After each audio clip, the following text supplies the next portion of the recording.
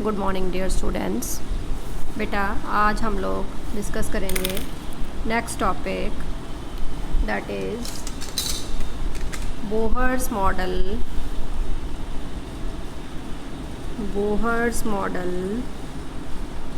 Of an atom.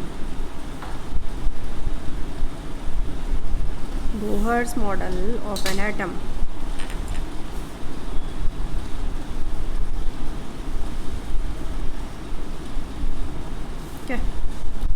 So main postulates जो हैं वो आपने करने हैं। Write down postulates. First one is an atom consists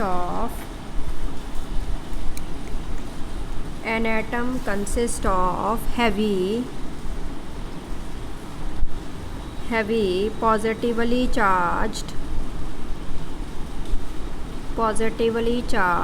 nucleus in the center. Heavy positively charged nucleus in the center. It is surrounded by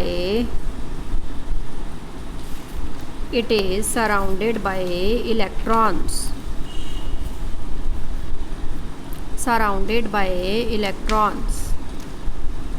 The electrons in an atom revolves around the nucleus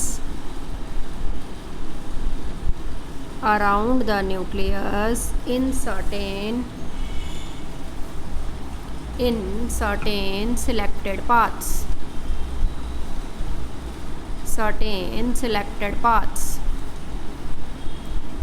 These paths are called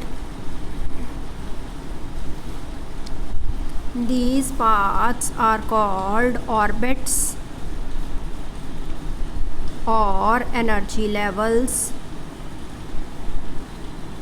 or shells.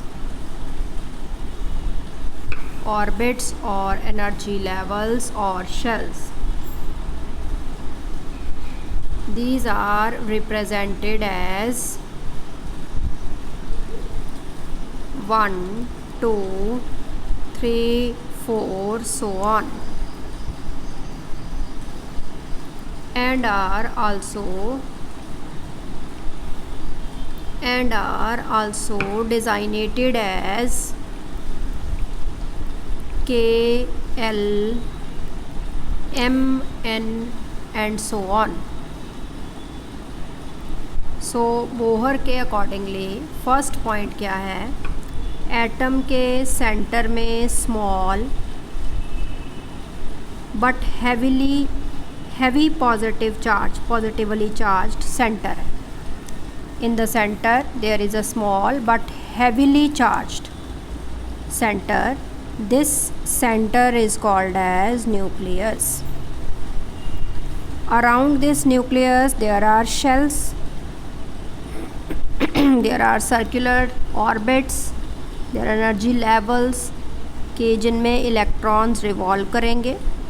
ठीक है, इन levels को अगर number करना है, numbering डालनी है, so you can write as 1, 2, 3. और अगर इनकी डिज़ाइनेशन लिखनी है so they are called K, L, M. ठीक है, ठीक है जी. फोर्थ लेवल इस तरह से, फोर्थ और nth लेवल n. ठीक है जी, K, L, M और N 4 लेवल्स हैं. और यहाँ आप इनको रिप्रेजेंट कर सकते हैं 1, 2, 3 और 4 के साथ. ठीक है बेटे. ओके, तो सेंटर में कौन है, न्यूक्लियस में कौन प्रेजेंट है, प्रोटॉन्स. बाहर कौन रिवॉल्व करते हैं, इन शेल्स के अंदर कौन रिवॉल्व करेगा, इलेक्ट्रॉन्स का चार्ज है नेगेटिव और प्रोटॉन्स का चार्ज कौन सा है, पॉजिटिव. ठीक है बेटे, फर्स्ट पॉइंट क्लियर हो गया. चलिए ये ड्रॉ कर लीजिए.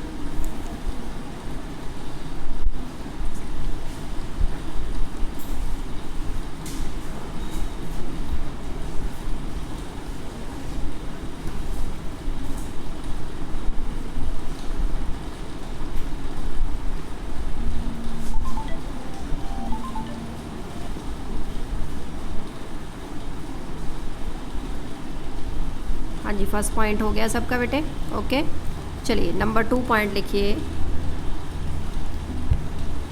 An electron in an atom, an electron in an atom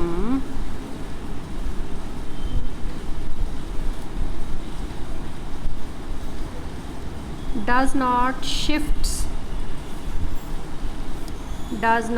shifts its orbit from one energy level to another,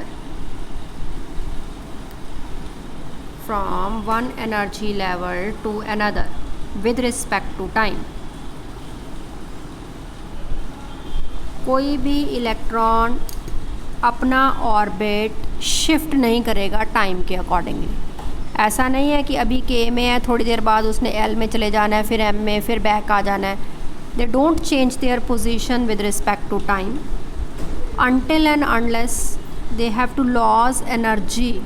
उनको एनर्जी लॉस्ट करनी पड़ती है और इधर they gain energy. Only then they shift from the lower level to higher and higher to lower, otherwise there will be no change in the level of an electron.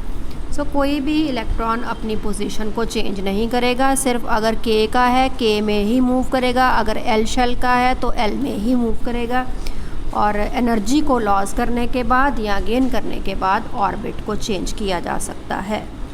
ठीक है, सो इसके साथ ही आप लोग लिखोगे the energy of the particular shell, the energy of the particular shell always remains constant,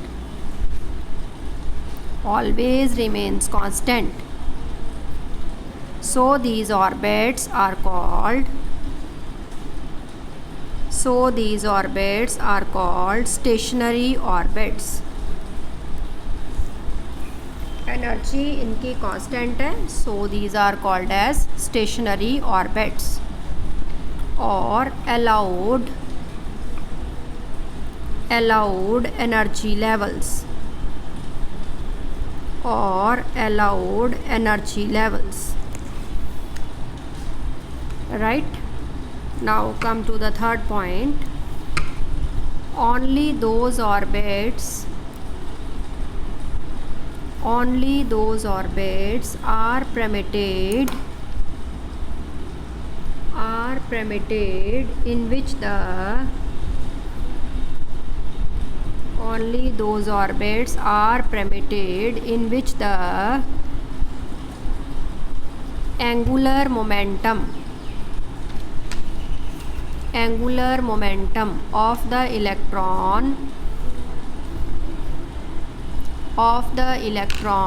is the whole number multiple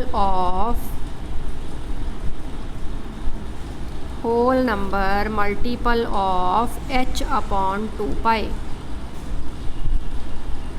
h upon 2 pi। ठीक है, इसके साथ बेटा नीचे लिखो angular momentum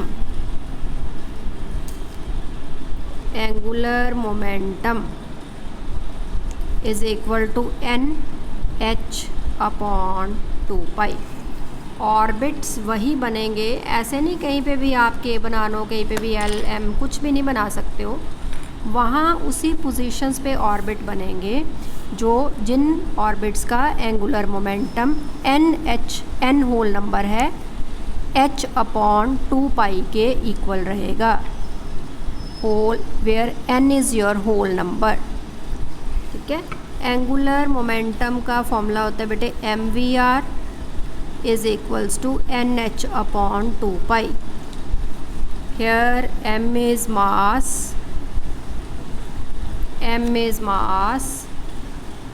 v is velocity of electron, और r है radius of an atom. ठीक है, m is the mass of electron, v is velocity and r is the radius of orbit। Okay. So angular momentum NH/2 के equal ही रहना चाहिए। करिए बेटा note.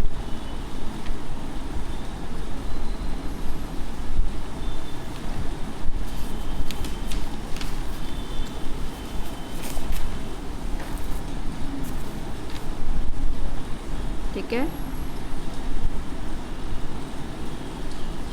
चलिए नेक्स्ट लिखिए। The energy is emitted, the energy is emitted और absorbed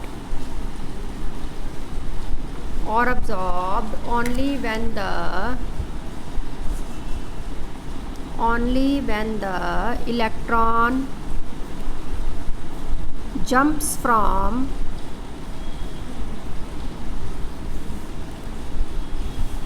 from one energy level to another, one energy level to another। ठीक है, when the energy is supplied to an atom,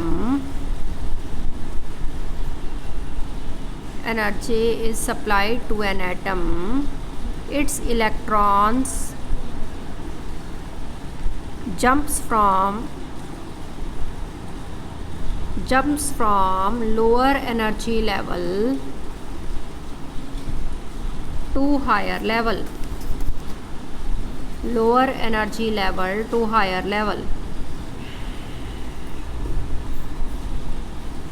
but when the electron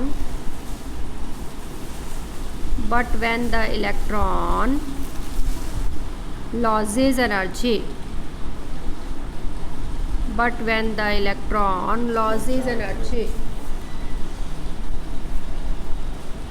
it jumps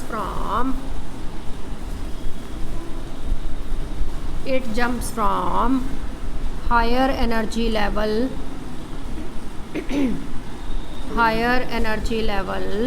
to lower level। The higher level is called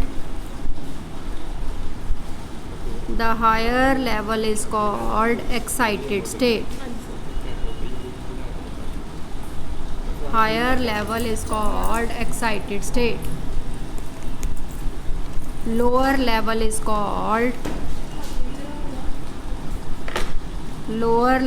called ground state। So as मैंने आपको पहले भी समझाया है कि जैसे ये ऑर्बिट है तो इस ऑर्बिट में इलेक्ट्रॉन्स रिवॉल्व कर रहे हैं पर्टिकुलर ऑर्बिट में।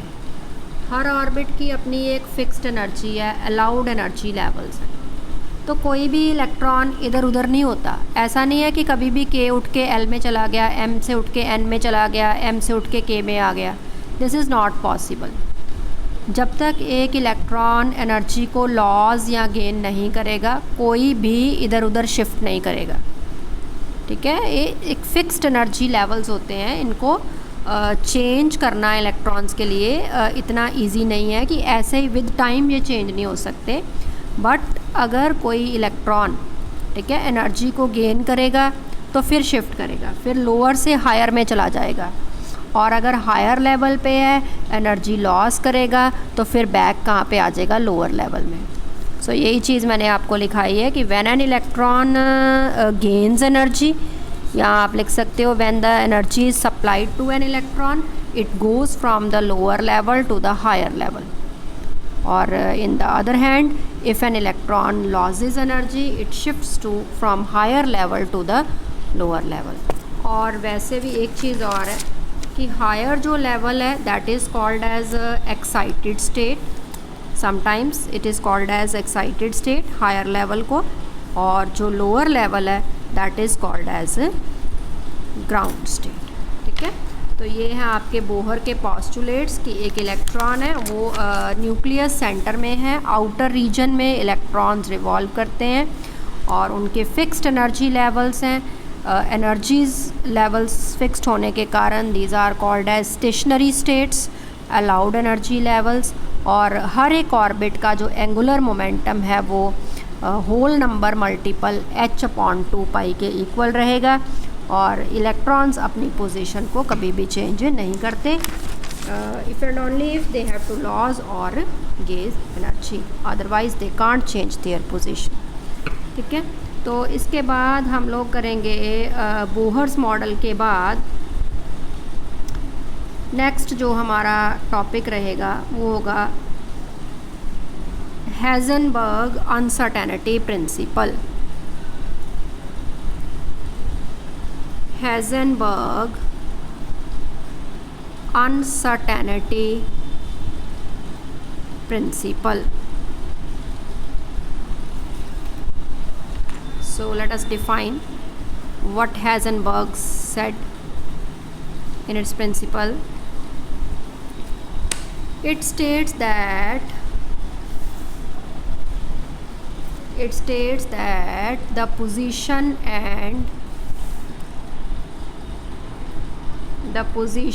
and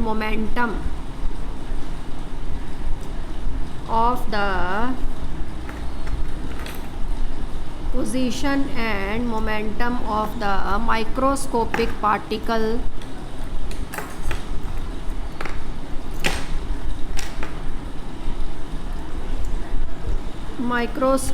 particle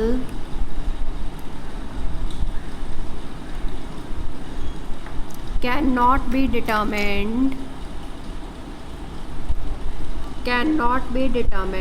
simultaneously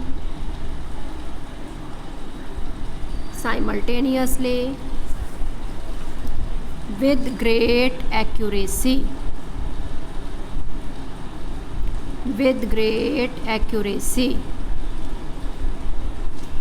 तो हेज़नबर्ग क्या कहता है, माइक्रोस्कोपिक पार्टिकल्स हैं, माइक्रोस्कोपिक मीन्स इलेक्ट्रॉन्स। सो इन इलेक्ट्रॉन्स के दो चीज़ें फाइंड करनी है, पोजीशन,